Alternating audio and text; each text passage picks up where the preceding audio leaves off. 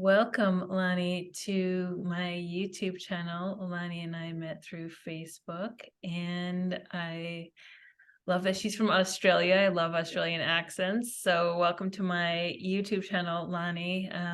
She has only recently, very recently left the organization. So her story hopefully will impact a lot of people who are maybe still in the organization and want to leave, or are really kind of in that in-between stage of, should I go back? Should I not go back? What the situation would feel like for me. I think your story could be super helpful for all of those people. So without further ado, Lani, how did the Jehovah's Witnesses come into your life?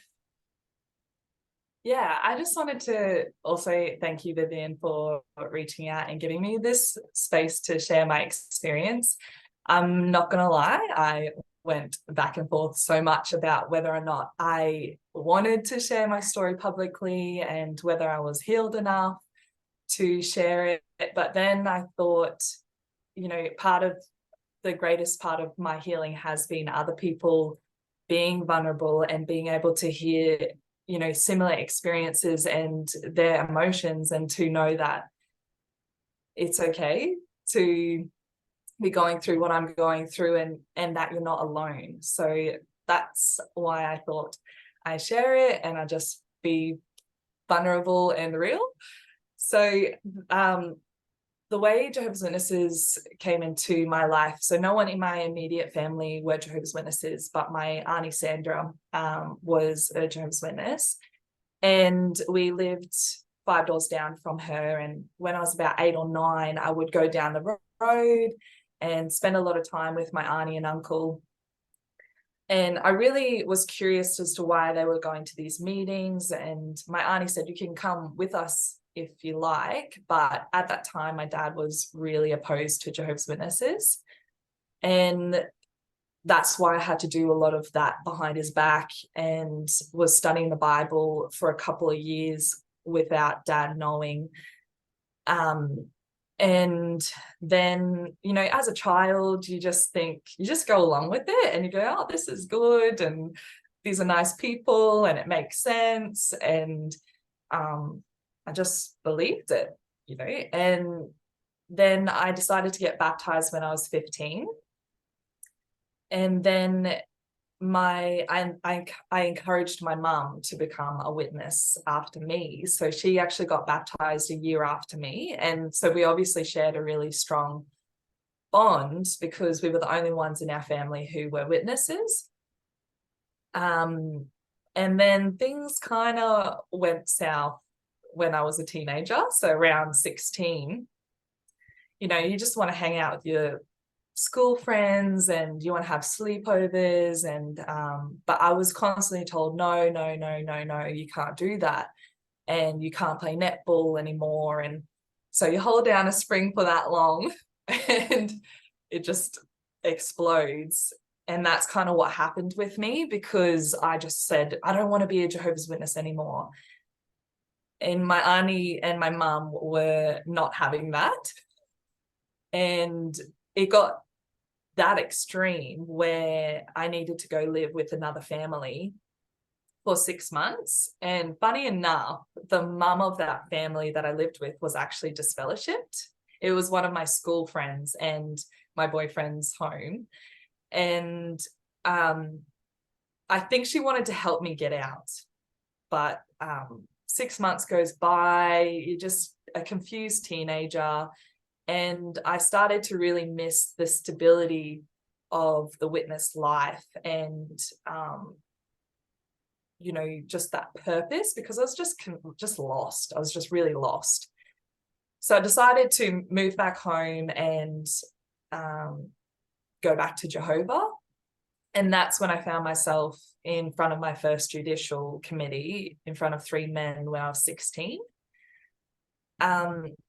And that was quite traumatizing for a young woman. Obviously we know that they want to know details, and I didn't even know why I was doing what I was doing. I had zero self-awareness. So that was really full on for me. And then when I was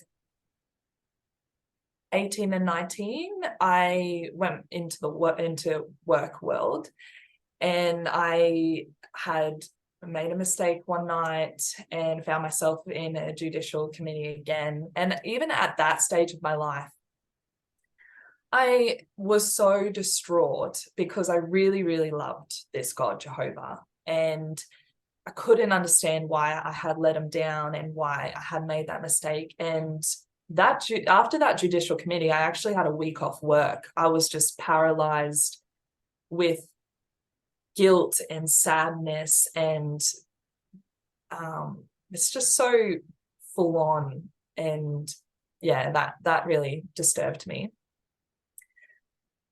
So after that, I was like, all right, we're going to focus on Jehovah, and we're going to get him to help me with all the things that I need help with, you know. And I really gave it my all. And I moved to Brisbane and started pioneering for 4 years. And in that time, I had a great life. I had really awesome friends, traveled overseas as a witness, lived it, breathed it, loved it. Loved preaching. I loved the congregation. I loved the brothers and sisters. At this time, no doubts at all. But I do remember a lot of times just constantly wanting to be enough for Jehovah.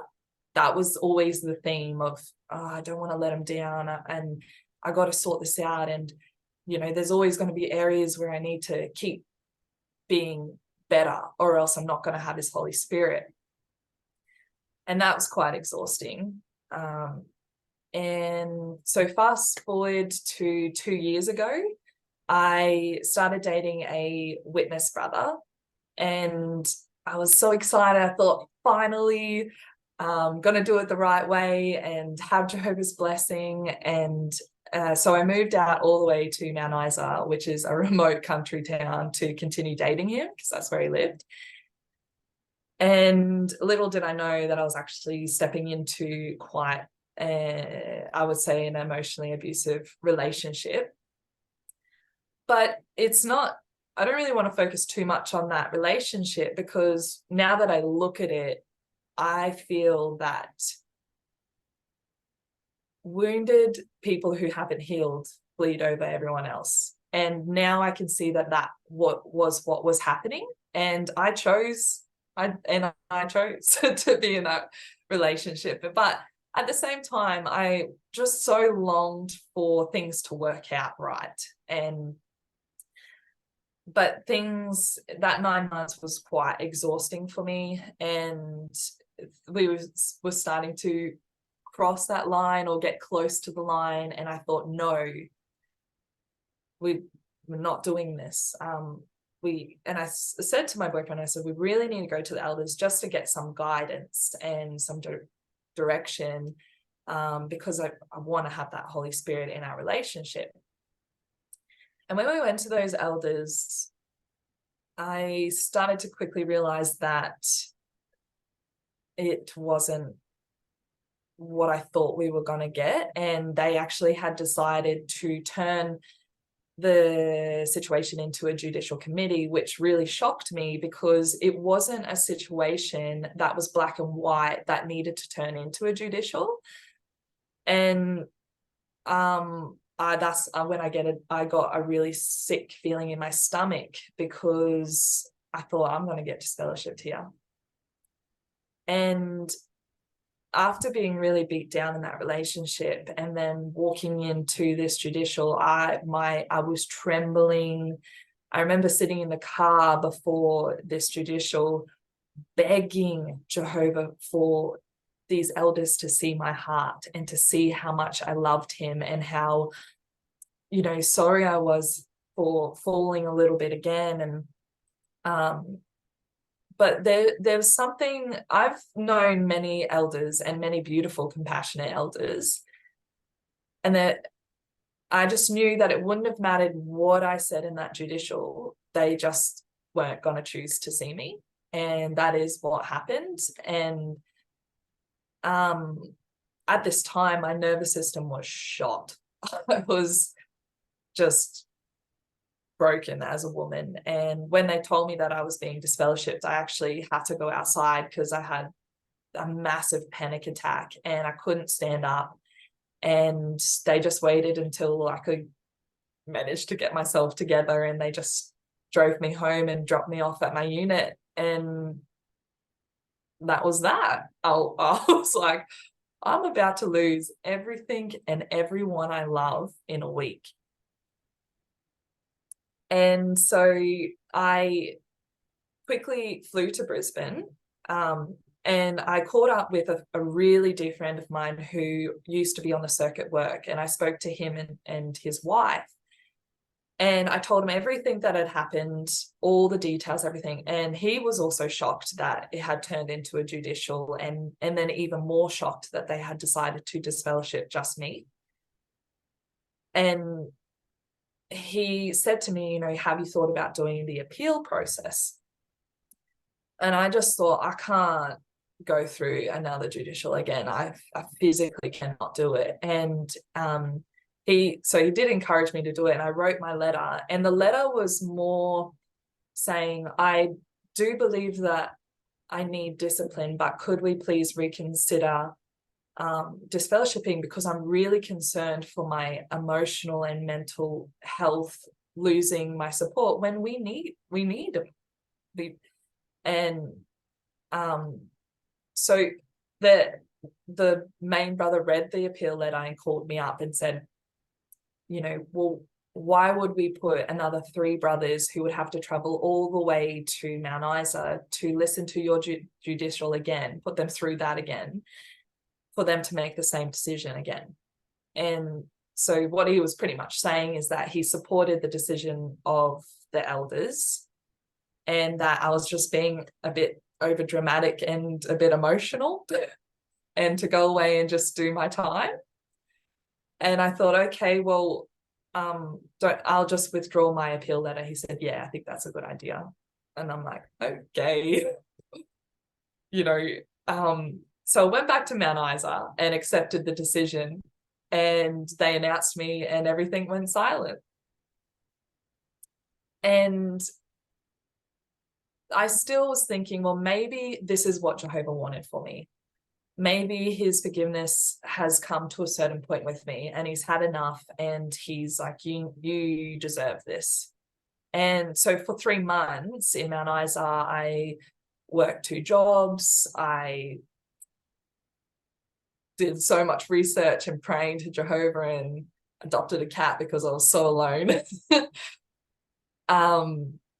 And after 3 months, I just so badly wanted to go back to Jehovah's organization. And I wrote a 4 or 5 page letter to these elders saying, please, it was a very vulnerable letter about all the things and all the research I've done, and that I want to come back. And they called me up, took them maybe 10 seconds just to say it has nowhere been long enough. And that was that. Yeah. And then, so after that, that was probably my lowest point. That was a breaking point for me, because I thought, I don't want to be in the world, but I'm not good enough to be one of Jehovah's people. What's the point? I can't do it anymore. And that's the point where I considered suicide, because I was just completely and absolutely shattered. That no one chose to see my heart. And that's when I called up my mom, and I said to her, you need to come to Mount Isa literally in the next couple of days, because it's not going to end good. And she came and packed me up and come back to my hometown in Tenham Sands. And at that point, I was still trying to come back to the meetings, and going to the meetings as a disfellowship person is in itself so traumatizing, and wrecks your nervous system because of the extreme judgment and assumptions on me, and them all believing that that's what Jehovah wanted for me, and that I must have really deserved it, because everyone was shocked that I was being disfellowshipped, because it was me. But they, you know, their loyalty to Jehovah overrides that and goes, well, oh, you know, there must be something really bad in her heart, you know, type of thing. So that's full on to continue to keep receiving. It destroys your self-worth. Yeah. So I totally hear you. And I remember the times when I was going to the meetings too. I did it for 2 years. It was exhausting to go into a kingdom hall where no one speaks to you. People look at you and smile, acknowledge that you're there, and just like totally turn their back on you. So that leaves you a couple months later. And did you write a second letter? That 3 months, the elder said it wasn't enough time. Did you then write a second letter? yeah, so this was maybe about 5 months into it now. But I actually had this light bulb moment. This is what actually woke me up. Before I had decided to write another letter, someone needed a partner in this CrossFit comp, and I decided I thought, I'll just do it. It won't affect anything. They need me. And I went there and I saw all these awesome people, and I knew some of them from being in the town. And I just thought, these people are good people, but they're all going to die at Armageddon. And I'm the only one who knows the true God, and I couldn't even please him, even though I'm a good person. And that was a really massive, massive wake-up call, going, there's something not right here. And the other moment that woke me up is my niece was born, and I remember looking at her and thinking, she's just pure love, untouched from this world, just joy. And same with my other niece too. And I thought, once again, they're both going to die at Armageddon, because they come under the authority of my sister and her husband, who are not witnesses. And I just thought, this isn't the God I want to know. There's something wrong here, because I can't even please this God, and I know my heart's pure, and so are they. And I just, why do you want to know a God that's going to do that to beautiful human beings? And yeah, so I went to my sister, she's 8 years older than me, and I was like, so my whole life, my reality was a lie. And I feel like my sister was probably like, finally, I've been waiting for this moment. You know, she never thought I would ever leave the witness world. She thought, that's it, I've lost my sister. And she couldn't have been more perfect for me, because she goes, you need to go to these retreats if you want to. And I actually went to 2 retreats, and best thing that I did, because I literally had this moment and went straight into these retreats that give you a space to just be who you are in the state that you are, and to be seen and to be heard. But they also give you a lot of space to release a lot of that heavy pain and anguish and grief, and it's all okay. And it did not look pretty. But yeah, it was amazing. And all these other people were going through different situations, but shared the same emotions. And it made me realize, yeah, I'm not alone. I'm not unique in this journey of life. But there's also nothing wrong with the messiness of life or the negative emotions. They're just emotions. And I think as witnesses, we have this shop front, I call it, and we got to all got to look okay. And as soon as someone shows any sort of instability, or, you know, they go, oh, they need to rely on Jehovah more. So you hide any sort of ugliness or whatever. And it's not even ugliness, but yeah. And so then I realized that it's okay not to be okay. And there's nothing wrong with you when you're like that. That's part of being a human. And it goes like this all the time, and you can come in and out of it. There's nothing wrong with it. And yeah, so I guess in that retreat, I started thinking about my journey, and I realized that this was meant to happen, because I truly believe that my true self, like the true Lani, was way too big to be in that, and to be in that religion, because I just felt so dulled and restricted and suppressed, and it's almost designed to keep you small. And maybe subconsciously I created that situation because I obviously wasn't learning it earlier on. And I do believe that sometimes the universe is like, all right, we need a sledgehammer, bring the sledgehammer out, and just smashes you to just smithereens, to go, oh, so I needed to learn this lesson. And I guess the biggest lesson I learned is I was constantly seeking external validation to tell me that I'm enough, to tell me that I'm a good person, to be seen and to be loved. And I got put in a situation where it couldn't have been the complete opposite, where they just chose not to, and everybody else had to choose, or didn't have the choice, to see me and to love me. And then I realized that I needed to see me. I needed to know that I am a good person. And my motivation is always out of love, and there's nothing wrong with me.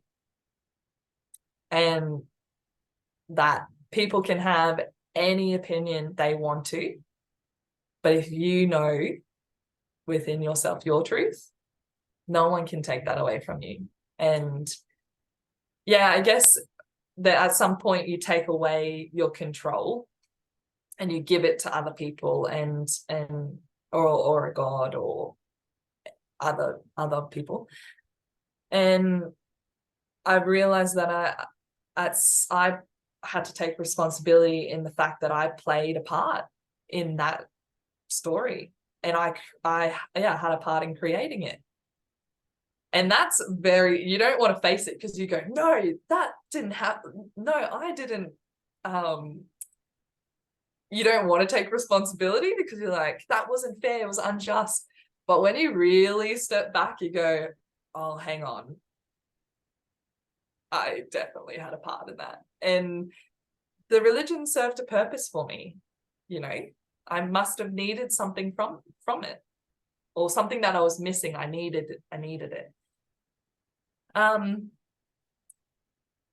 Yeah, so it's pretty crazy. Life's pretty crazy, but that's probably one of the biggest lessons I needed to learn. And since that time of deciding this religion isn't for you and waking up, tell us what you've learned. And I know you said a little bit about that. Can you elaborate more? Because I feel like you've grown so much in leaving the organization, technically since August. And now we're in the close to the end of April, so it's barely been any time.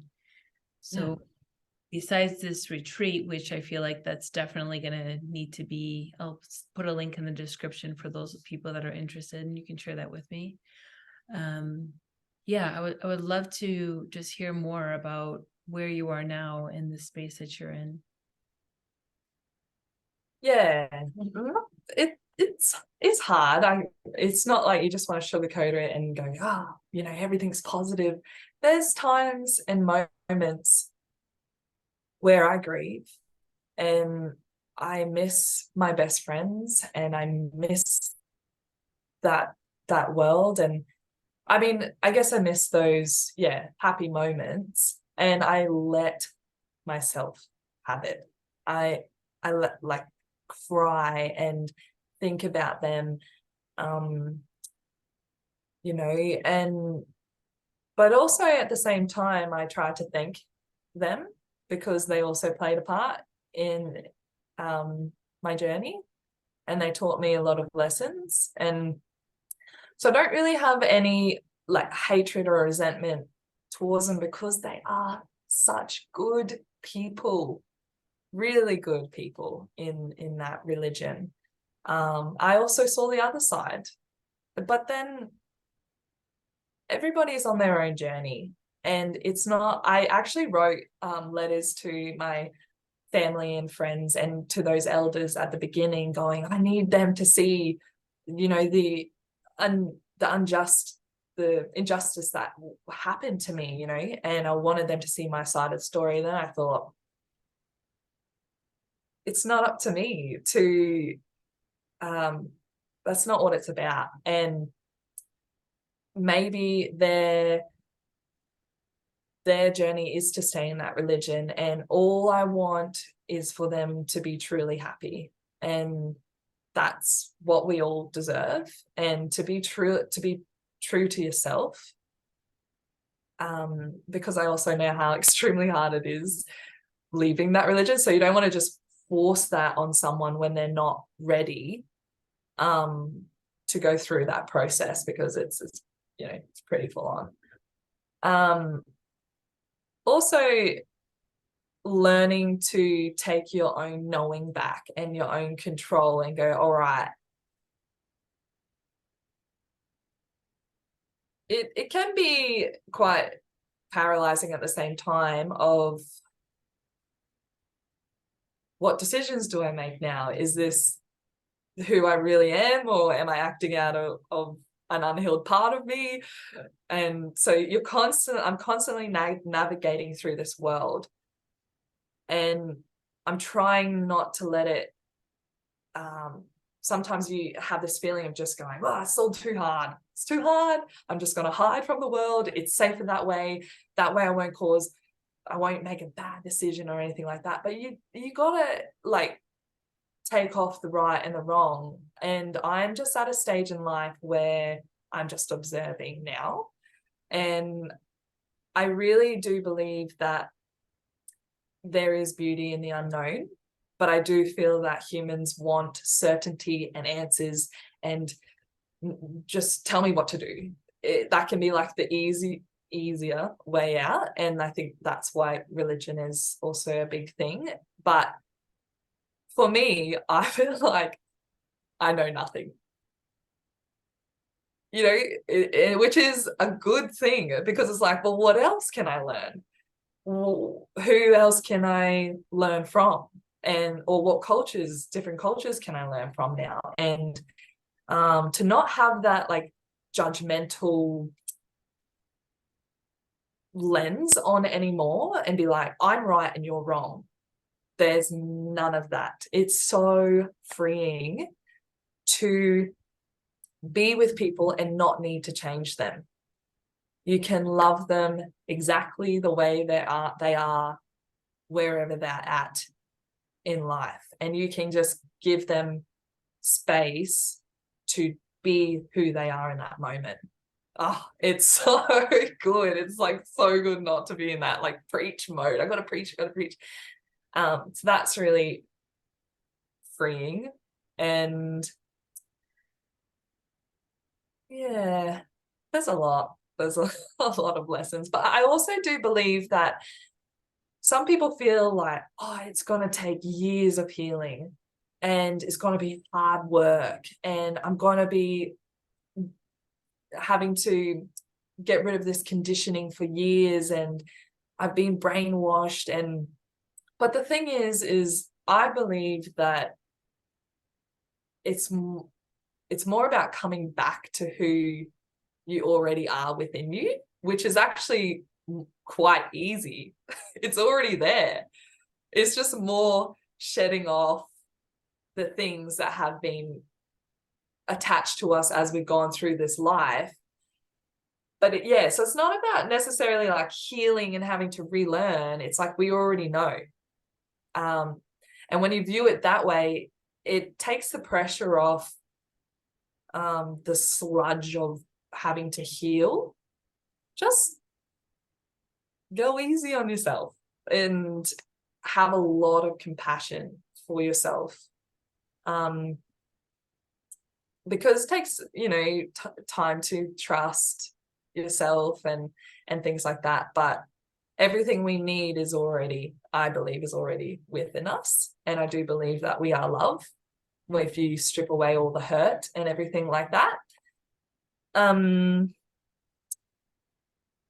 Yeah. Thank you so much, Lani. As I have worked with so many ex-Jehovah's Witnesses, I think the first thing to really put in their head is, who are you not? Who were you when you were a Jehovah's Witness, and who are you really? But a lot of the things that we did was part of the Jehovah's Witnesses. So like you said, when we have these desires to make a decision, is it like, oh, am I still thinking like a Jehovah's Witness? Or am I making this decision because everyone else is making this decision, or the government is doing this, or the society is doing this? But really looking within yourself, because like you said, it's like coming back home within yourself. And just because you personally have that belief and most people have it a different way doesn't mean that you're wrong. Just to always constantly within. It's so important, because that's like constantly being curious about who you are and what you want. That's how you get to know yourself. And like you said, take away the big healing world, because that trauma in and of the religious world is really big, but people don't realize, like you said, it's simple. It's not easy. It does take time, and it's a lot of hard work, like you said, but it is a simple concept. So Lani, thank you again so much for talking about your whole experience and sharing your story. Is there anything you feel like you missed that you would like to share?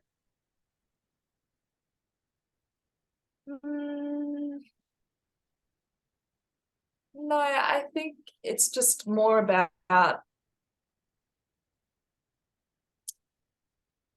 there is maybe one thing, because I also think it's about being curious in life, because we've been taught one way is the only way and that's the only truth. So what else have we been taught, maybe from society or everything else, that go, well, that's just what we do? And it's like, well, who says? So just living life out of curiosity of what's truth to you doesn't have to be truth. It can look different to someone else's belief of what truth is. And that, you're never alone. That's the biggest thing. And there is hope, and life is exciting, and I'm pumped for life. I plan on traveling soon. So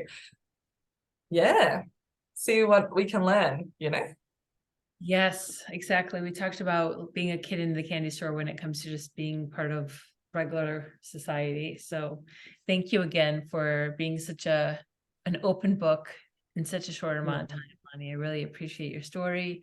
I hope you enjoyed this interview. Thanks again for watching. And if you haven't subscribed yet, please hit the subscribe button.